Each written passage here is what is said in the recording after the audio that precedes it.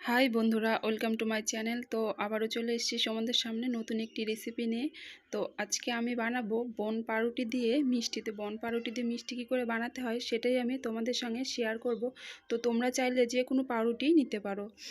তো আমি কি করে মিষ্টিগুলো বানাবো সেটাই আমি তোমাদের সঙ্গে শেয়ার করব। তো ভিডিওটা স্কিপ না করে সম্পূর্ণটা দেখতে থাকো।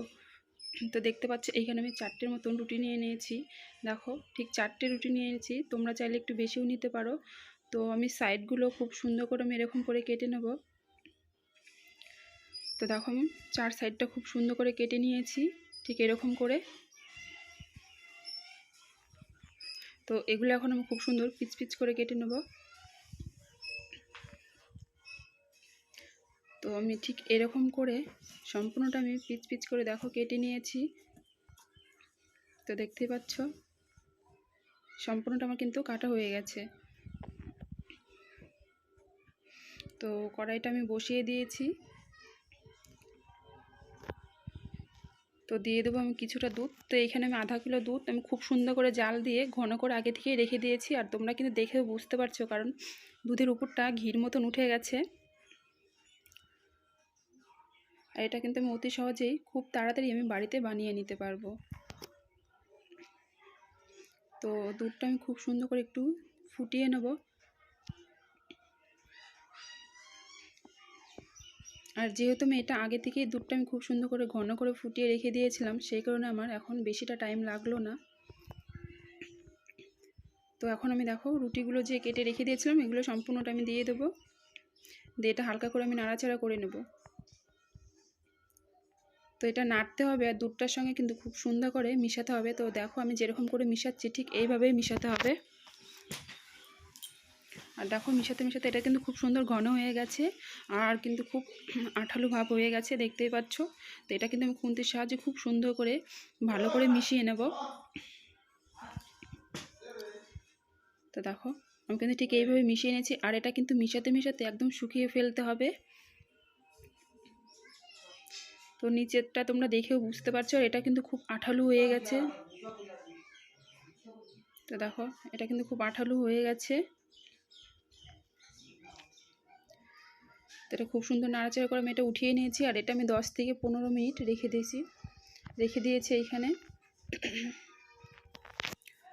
তো 10 থেকে 15 মিনিট যেহেতু রেখে দিয়েছি আর এটা কিন্তু খুব সুন্দরভাবে ঠান্ডা হয়ে গেছে।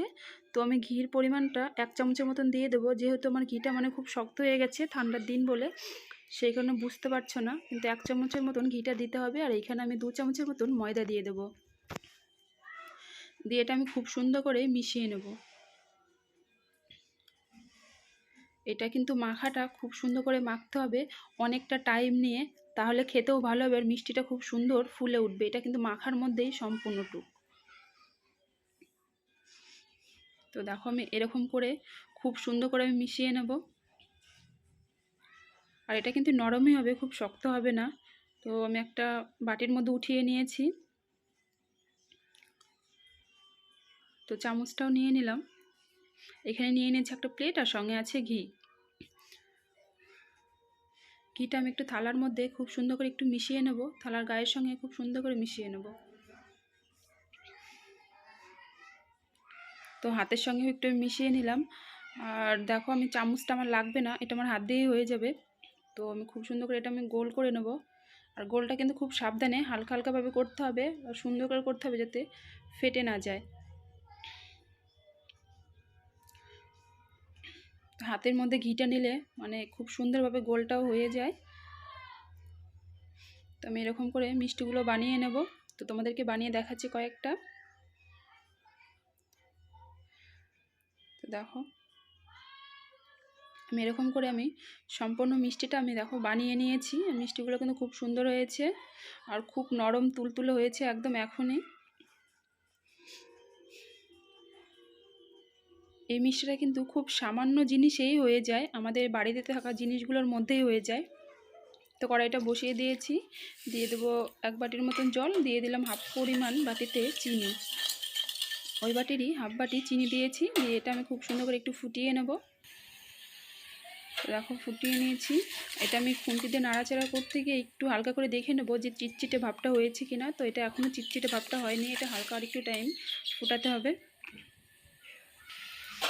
তো দেখো এখন কিন্তু চিটচিটে ভাবটা হয়ে গেছে, দেখেও বোঝা যাচ্ছে খুব সুন্দরভাবে রসটা তৈরি হয়ে গেছে, চিনির রস। তো এখানে আমি দিয়ে দেবো এখন মিষ্টিগুলো এক এক করে দিয়ে দেবো। আর গ্যাসের ফ্লেমটা আমি কিন্তু একটু কমিয়ে দিয়েছি, এটা একদমই কমিয়ে দিয়েছি। তো এটা হালকাভাবে থাকলে মিষ্টিগুলো খুব সুন্দর ফুলে উঠবে।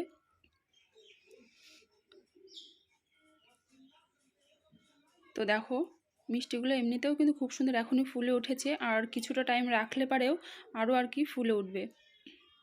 তো মিষ্টিগুলো আমি নামিয়ে নিয়েছি, আর এটা কিছু টাইম থাকলে এমনিতেই ফুলে উঠবে অনেকটা। আর মিষ্টিগুলো কিন্তু খুব নরম হয়েছে একদম।